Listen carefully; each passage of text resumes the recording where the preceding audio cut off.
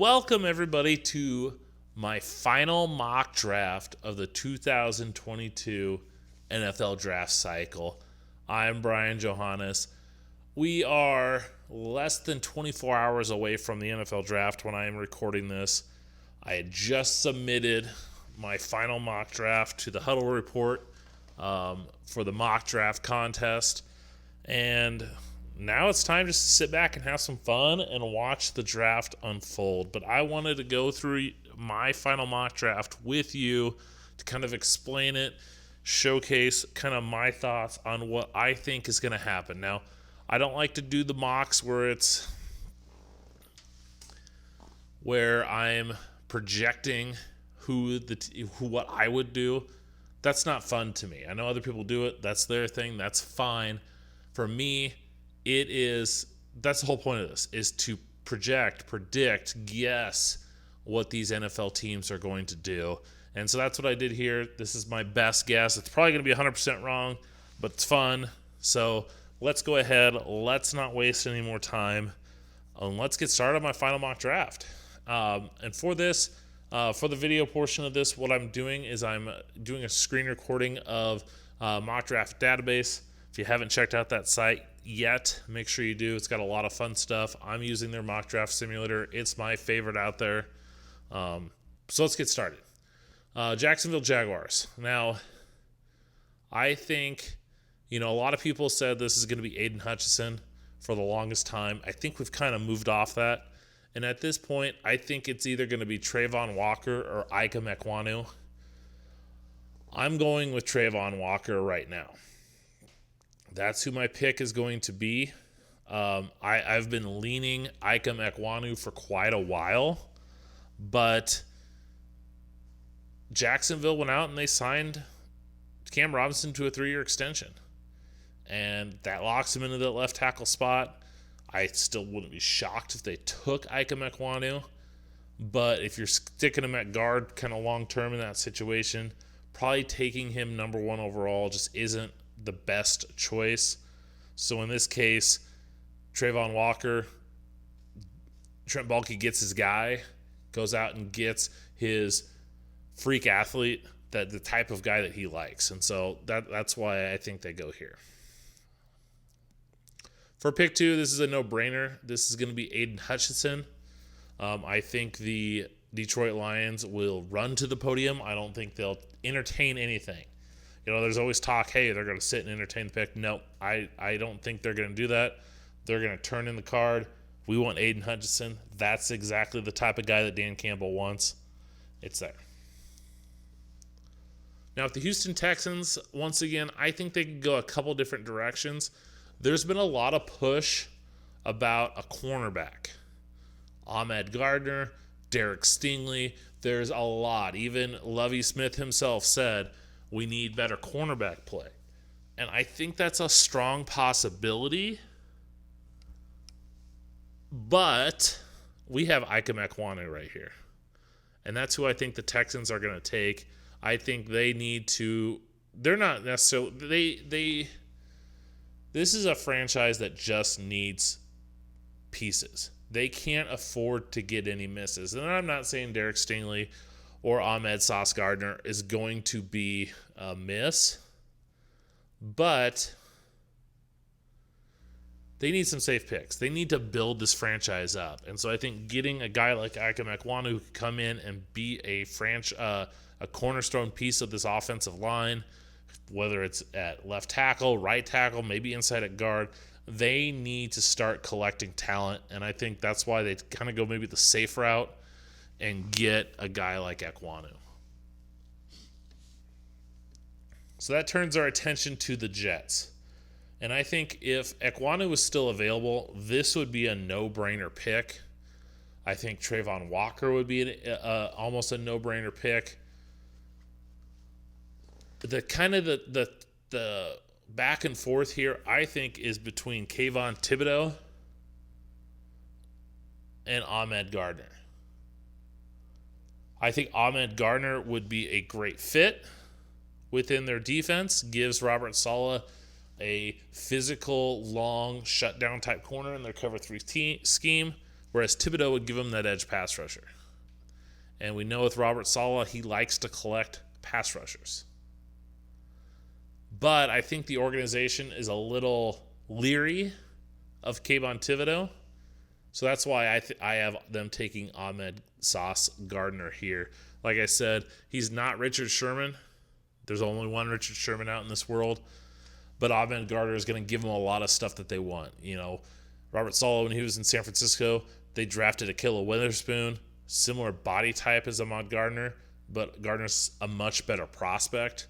He's physical, he's long, he's got good speed, he's got everything you want out of that cover 3 corner, and it's a position that's a desperate need for them, plus a good value here, so that's why that's the pick. Rounding out the top 5, New York Giants, I haven't taken Charles Cross.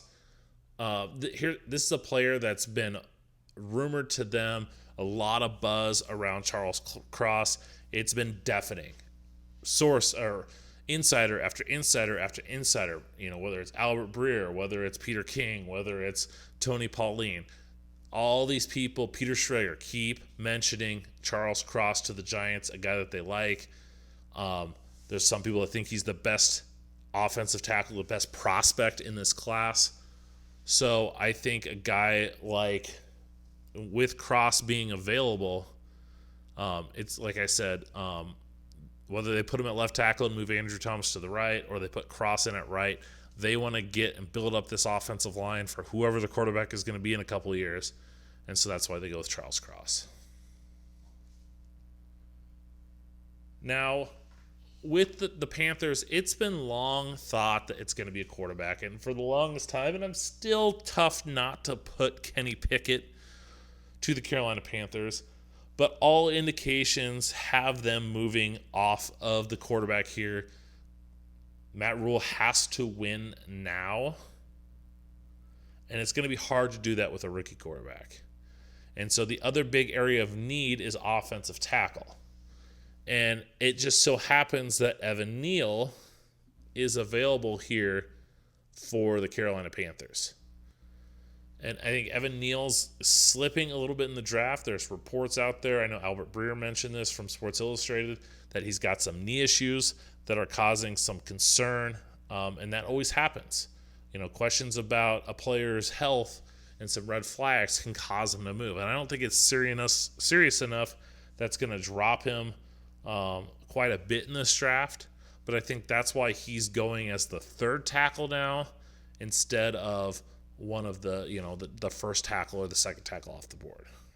And I think for Carolina, this is a great situation because they can get a guy like him and to fall into their lap and be their cornerstone left tackle that they desperately need.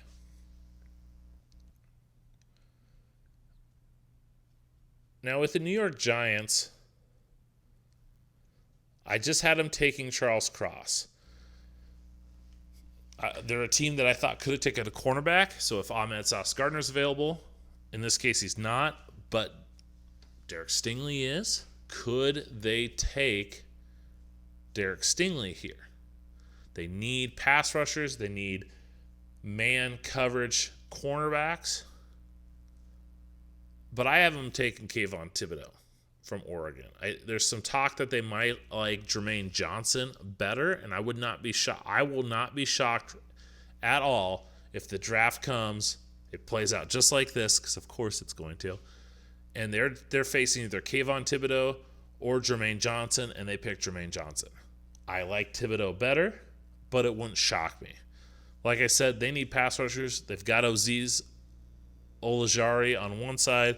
They need someone else opposite of him, and I think Thibodeau is just too good to pass up in this situation.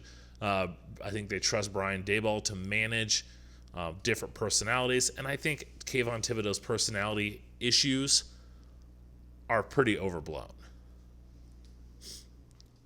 All right, so that has us moving on to the Falcons, and I think this is where we start to see the wide receivers go off the board.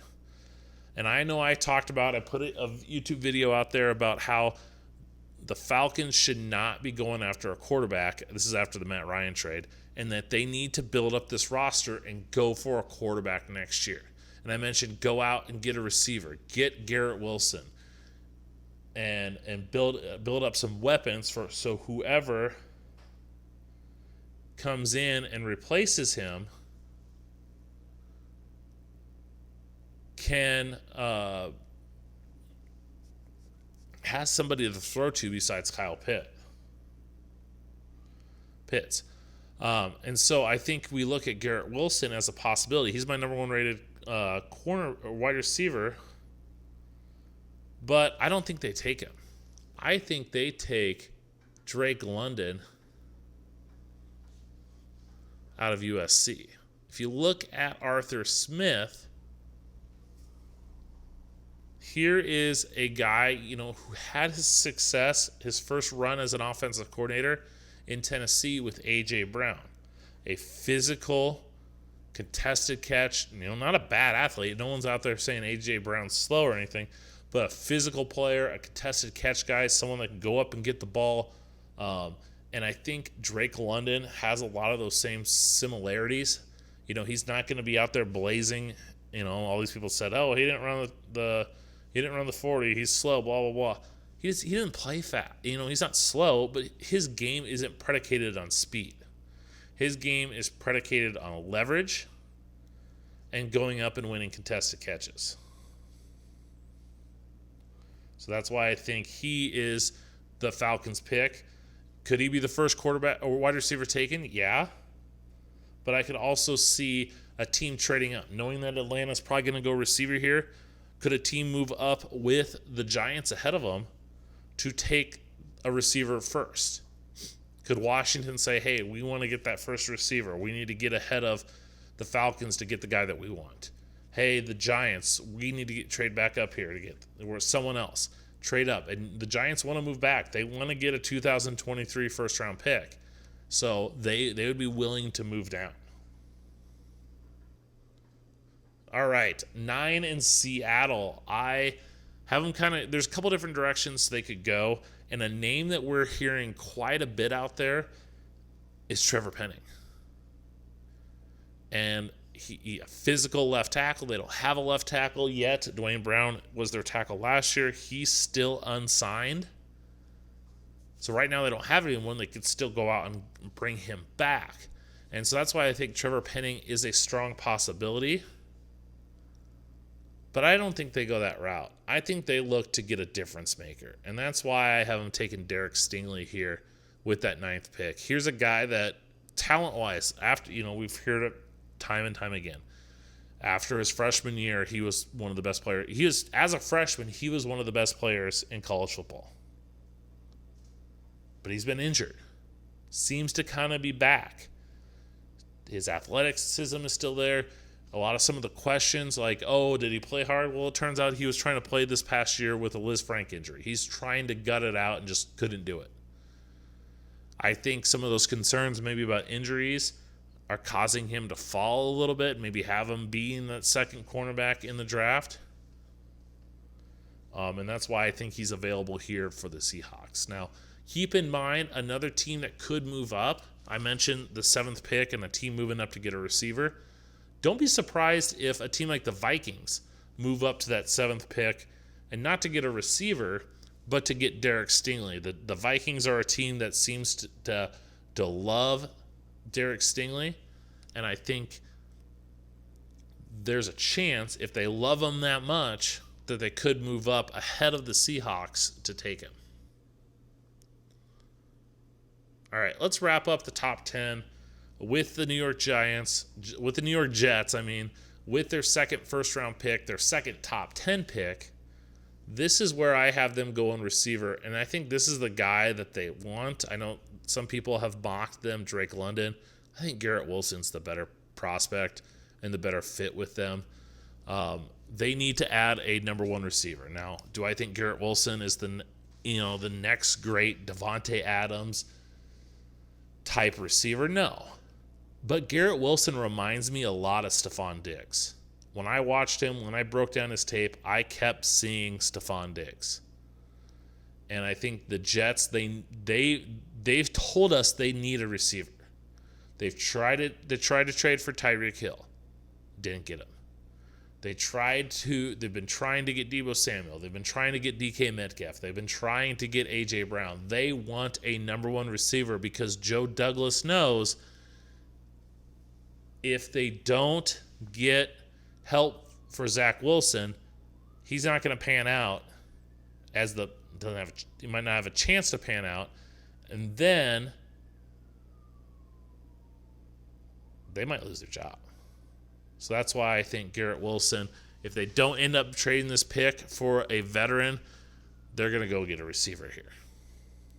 For the Washington Commanders, there's a lot of different places that they could go here. Kyle Hamilton is available. And Kyle Hamilton is a guy that's sliding because of a poor 40 time. And I think that's scaring some teams off, even though his production on the field is pretty good. And so I think a team like Washington could scoop him up and take the value there. But I think after they missed on Jamin Davis last year, and they know that, hey, we're trying to re-sign Terry McLaurin, and he needs help, they go out and get a receiver. And Jameson Williams is available here. And I think Jameson Williams is one of the best receivers in this class. He's my number 2 rated receiver in this class. But I don't know if Ron Rivera and the Commanders can wait 6-8 weeks for him to kind of be able to play. And so because of that and because of the need, I still haven't taken receiver, but I haven't taken Chris Olave from Ohio State. A little bit of a reach, maybe. I really like Chris Olave. But like I said, they need somebody. And Chris Olave would complement Terry McLaurin. Rumor is that they're close. They came in. They were at Ohio State at the same time. And like I said, this offense just needs weapons. And, maybe they reach a little bit for him.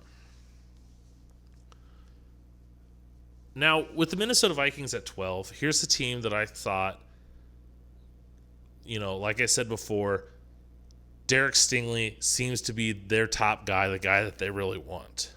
But I don't think he's going to be available to them. They could trade up. I just don't necessarily know if it's going to happen. They still have a lot of holes that they need to fill.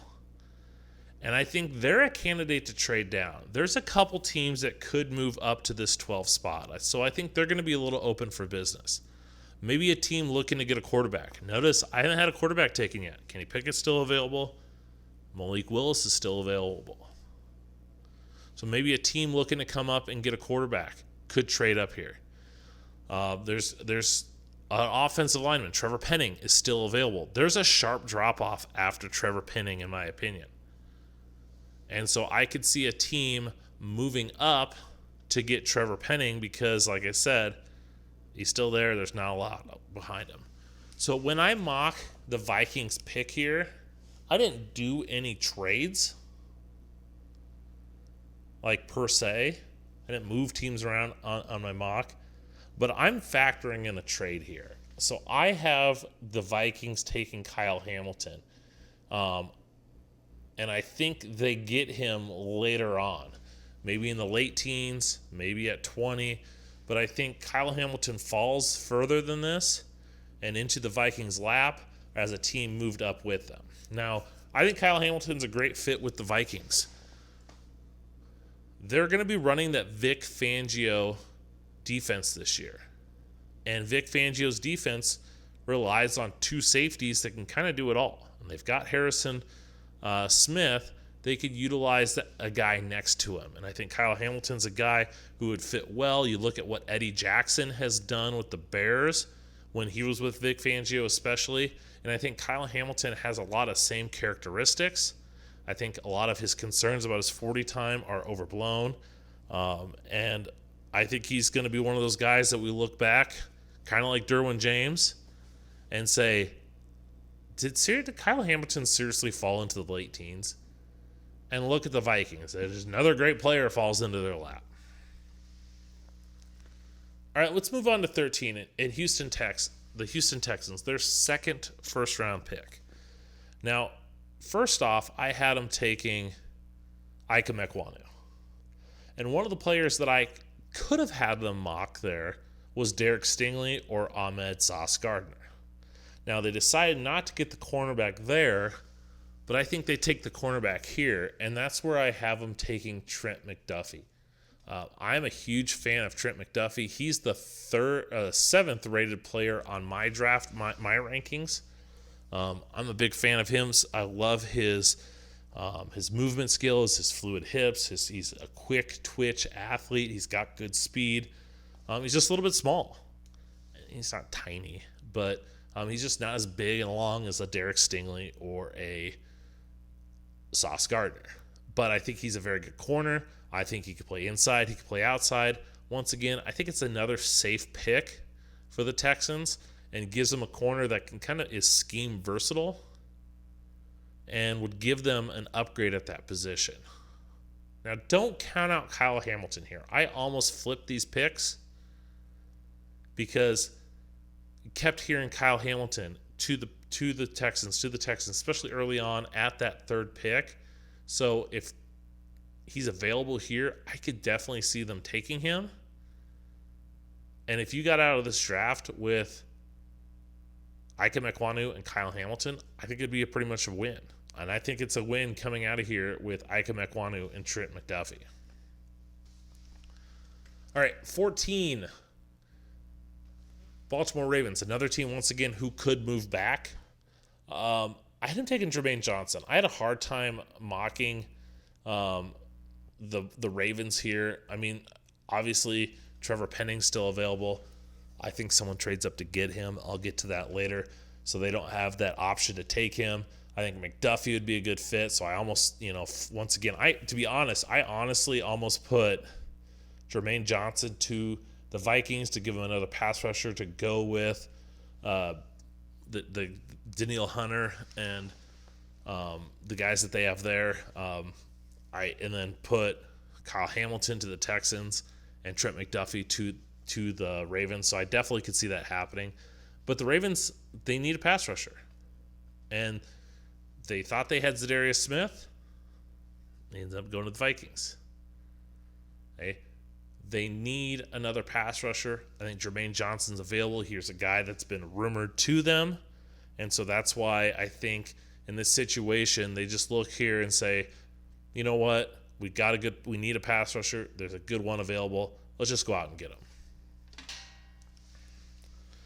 All right, 15 to the Eagles. This is where I have Jordan Davis going.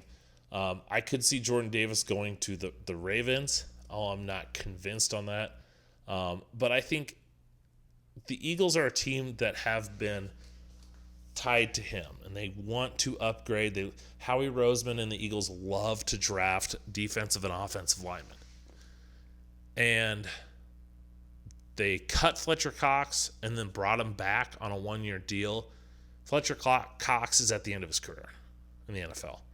And so I think they'd love to get his replacement, and I think Jordan Davis can be that guy, and they can utilize this year with both of them to have Jordan Davis learn from Fletcher Cox, develop as maybe more of a better interior pass rusher, because Jordan Davis may be 6'6", 335 pounds, but he's not a true space eater. He's much more of a disruptor and shooting gaps. Yes, he can two-gap, but he's more of a disruptor, not a space eater.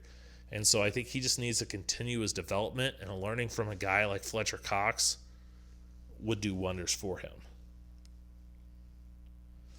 All right, let's go to the Saints. Now, there's a lot of speculation with what the Saints could do because they have these first two picks, and a lot of it could be them just taking two positional players to build up their chance to make a run. But there also is a lot of ties to them taking a quarterback, and that's where I have the first quarterback going off the board. They seem to really like Kenny Pickett, especially their front office, and I think that's the way that they want to go. I think they see Jameis being the placeholder, but they need to get that future guy in, and I think Kenny Pickett's possibly that guy, and they just pull the trigger and get a cost-controlled player at that position that they can, help save some money on and run the offense that they want to run, and then they can start building the team back up around him. All right, 17 in the Chargers. This is where I have Trevor Penning going.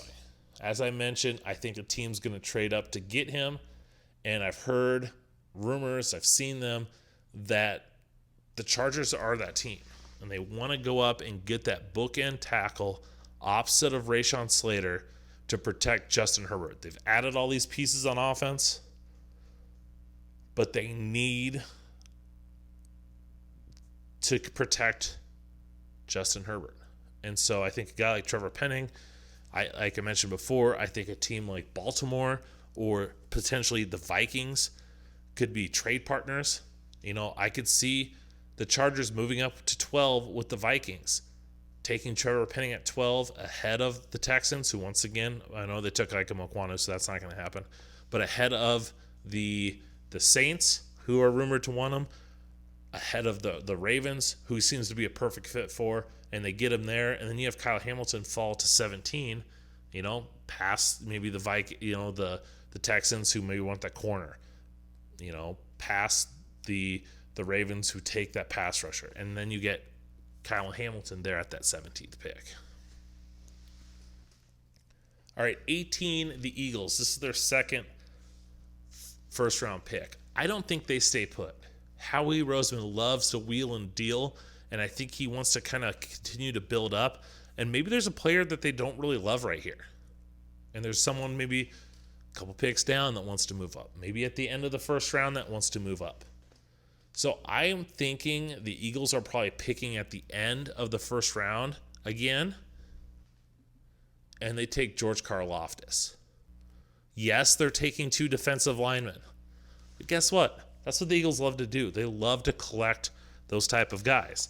And I think Karlaftis is a guy that's probably sliding down draft boards a little bit, and maybe he's not as high as what we in the media tend to think he is. But he's a talented pass rusher. He fits with what the Eagles have done. There's talk that he's a guy that they like. And so, as I said, I'm not thinking George Karlaftis is going to be the 18th overall pick in this draft, but I do think the Eagles are potentially going to move down and into the mid to late 20s, have a pick there and say, hey, we've got a chance at a quality pass rusher who's got a good win percentage rate statistic. Let's go out and let's get him. All right, 19, the Saints' second-round pick. Like I said, I think they're going to take positional players. And this may be a bit of a reach, but this guy's going to go, I think, earlier than a lot of people think. And that's Daxton Hill from Michigan. And where he goes, I'm not quite certain. But where else is the Saints going to go? I think it's still a little bit early for Devontae Wyatt. There's not a tackle available here. Receiver, are you going to take? Yeah, they could take Jameson Williams, but once again, they need immediate impact guys. So I think a guy like Daxton Hill fits with what they want to do at safety. They love playing 3 safeties. You put Daxton Hill along with Chauncey Gardner-Johnson as kind of those dual strong safeties. He's a guy that could play basically any safety position. He played in the slot last year for Michigan, played some strong safety, played some free safety. His versatility is what Dennis Allen loves out of that position. And it just, once again, 19 may be a little bit high for him, but we always have that player going a little bit earlier. And maybe Dennis Allen just pounds the table and says, this is a guy that we need on our defense. And they're going to have to rely on their defense a lot more. The Pittsburgh Steelers, like I said, this is an obvious pick. This is a team that since January, we've been hearing that they absolutely love Malik Willis. And here's another team that I think is going to move up. Could this be the team that moves up ahead of the Saints? Hey, could we have them moving up with the Vikings? Could we have them moving up with the head of, up into that area? Probably not going to trade with Baltimore. I mean, they're not going to trade within the division. But here's a team that I think is going to move up. And I think they're not going to trade all the way into the top 10. They could. But I think they're going to, if and when Malik Willis falls into the teens, I think they're going to go up and be aggressive. He's the guy that they really like. It seems like they have a plan for him. They want to run him. They want to kind of build their offense similar to what maybe what the Eagles are doing with Jalen Hurts, what the Ravens are doing with Lamar Jackson. And I just think it just makes too much sense. And he's going to be within striking distance of them. So I think they go up and they make that pick. Mike Tomlin's happy, and they're ready to go forward in the next phase of the Steeler organization. Now, New England can do a lot of different things here. The talk of them taking receivers is not going to happen. Bill Belichick has learned he has been burned by receivers too early, too often. They're not going to take a receiver. Devon Lloyd is a strong possibility here. I really like Devon Lloyd within the Patriots. I just don't know if they pull that trigger. A lot of people talk about Quay Walker, the linebacker out of Georgia. Going to be the first linebacker taken. He's got the size that the Patriots like, but I don't think he does all the stuff that they want him to do. And I think they go defensive backfield, and I think they take Kaiir Elam from Florida. Here's a big outside corner, guy that likes to mix it up. He's got good ball skills, and he gives them that long man corner on the outside that they really need. They don't have since they lost Stephon Gilmore a couple years ago, since they let J.C. Jackson go in free agency. I think they look to find that next guy, and I think it's Kaiir Elam. Now, I mentioned linebackers, and I think this is where we start to see that first linebacker off the board. Now, it could be Nakobe Dean, who I think is the best linebacker in the draft. It could be Devon Lloyd, who a lot of people thought would be the first linebacker taken, and some people, a lot of especially college football writers, they think he's a top 10 pick. But I think they still stay in Georgia. But I think they take Quay Walker. And he's way down here on this list. They take Quay Walker. Quay Walker is going to be the first linebacker taken. And I think he's a good fit with what the Packers want to do. They have a versatile defense. That they want guys that can do a lot of different things. And I think Quay Walker at 6'4", 240 pounds, he's got good athleticism. He's got that prototypical size and length. I think he fits with a lot of what they want to do and a lot of how Brian Gutekunst has drafted, and that's why I think he's a fit there. Now, with the Cardinals, there's a couple of different things that they can do. Steve Keim loves to draft big, long athletes. And Logan Hall from Houston is a guy that I think we need to keep an eye on. I don't think he's going to be their pick. And they could go Devontae Wyatt, they could go a pass rusher here. But they've just gone defensive players they've basically taken 2 inside linebackers the last 2 years. I think they realize we lost Christian Kirk. We could use some weapons. Now, Jameson Williams isn't the pick here, and I'll explain that why in a second. I think this is where Jahan Dotson goes. Now, some of you are probably like, Brian, you're crazy. Jameson Williams is still available. How do you not have him gone yet? Especially the Packers just picked. The Cardinals just took another receiver ahead of him. Hold your horses. I think Jameson Williams will be picked ahead, but once again, I think a team's going to trade up. So he's going to go later on this draft because, like I said, I think a team trades up to get Jameson Williams, probably ahead of the Saints, ahead of the Packers, ahead of the Cardinals, and takes him. That's why I think Jahan Dotson will be, the 5th receiver taken in this situation. Jahan Dotson gives them that slot guy that they are missing in Christian Kirk. He's got good speed, tremendous hands. They want that speed element opposite of DeAndre Hopkins, and I think Jahan Dotson would be a good fit there. Now, with the Cowboys, I think they're going offensive line. There's a lot of rumors of them potentially moving up. I'd be curious to see if that actually happens. I think if they did move up, it would be for a pass rusher. Like if a Kayvon Thibodeau falls out of the top 10, which probably isn't going to happen. Jermaine Johnson, maybe they move up to get him. But I think when it's all said and done, they'll stay put. And I have them addressing the offensive line. I have him taking Kenyon Green. I think he fits with a lot of what they want to do on that offensive line.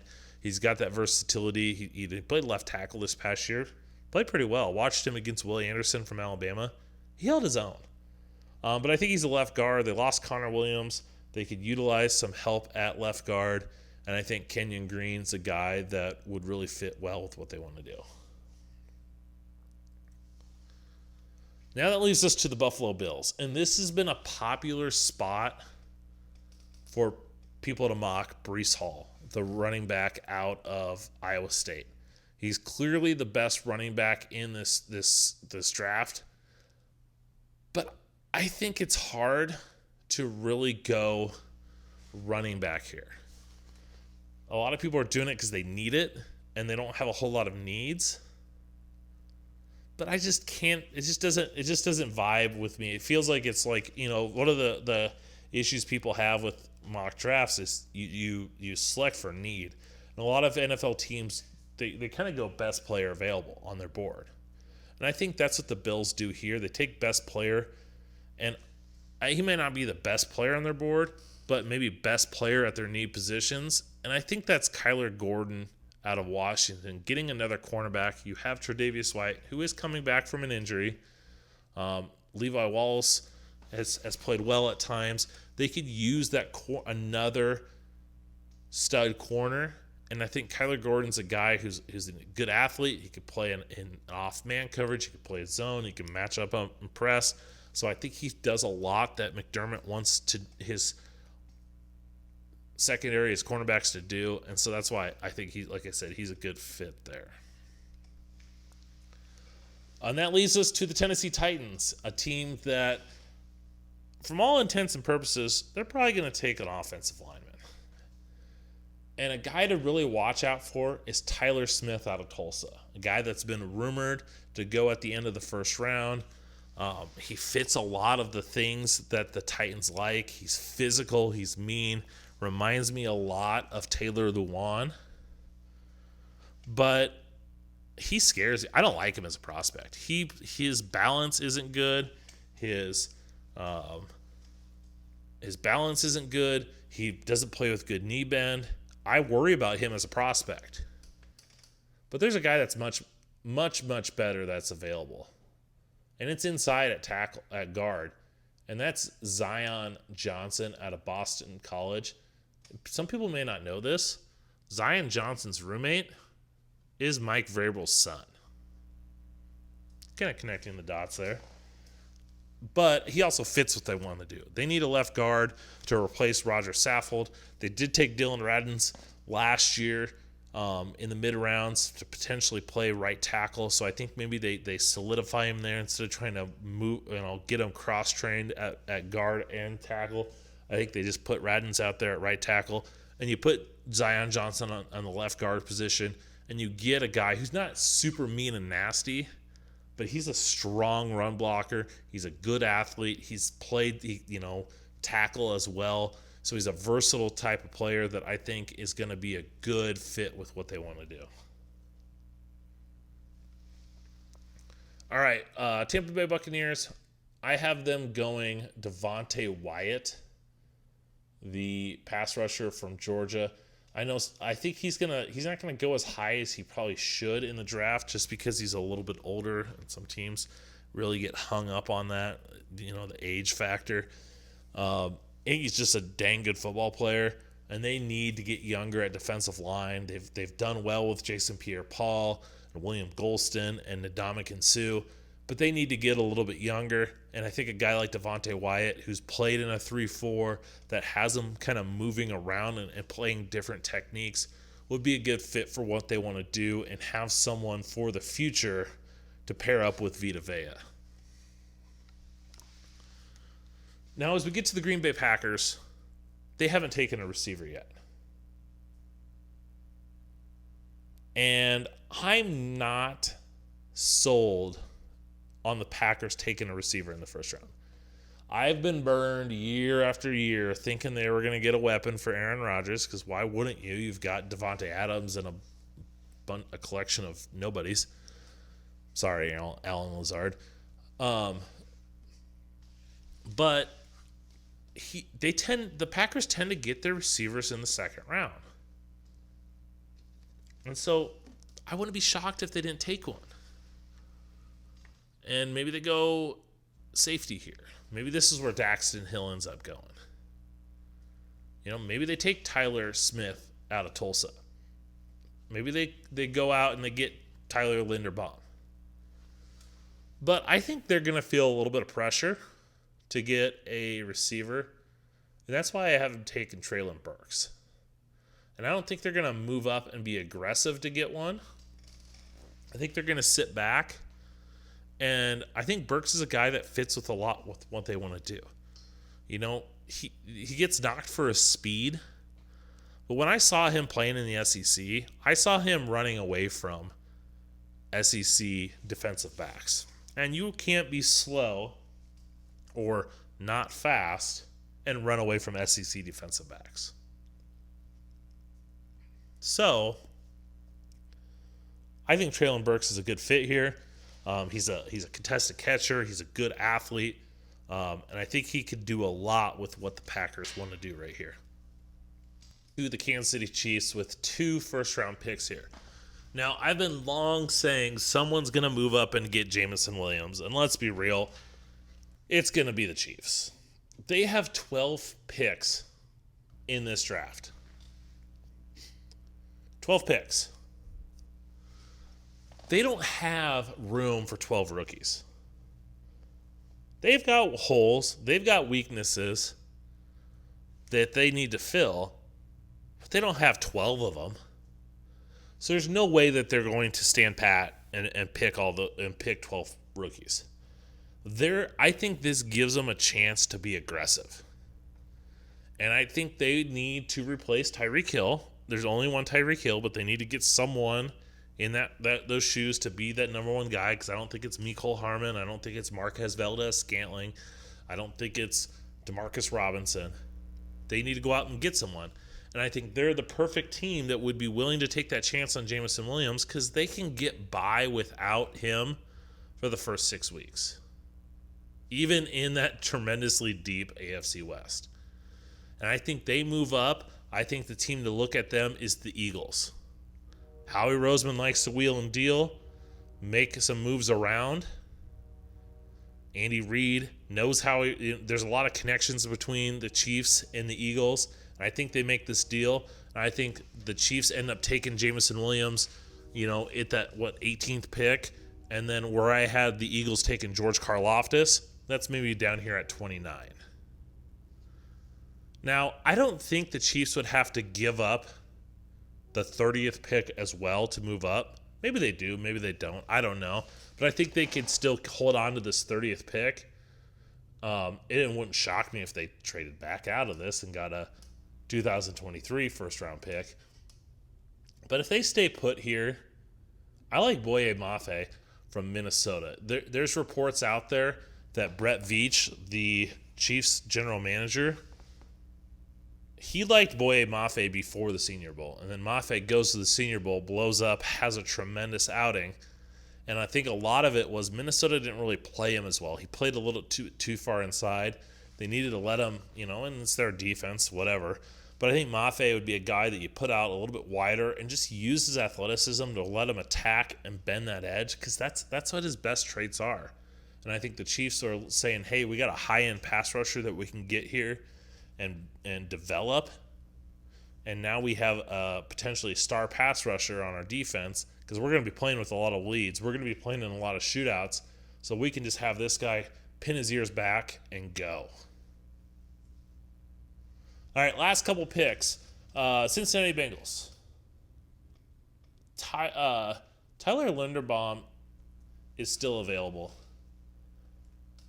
And I know that the Bengals invested a lot in their offensive line, but there's a good possibility that Linderbaum's their pick there at 31, and they slide Alex Karras over to guard, where he's had experience as well.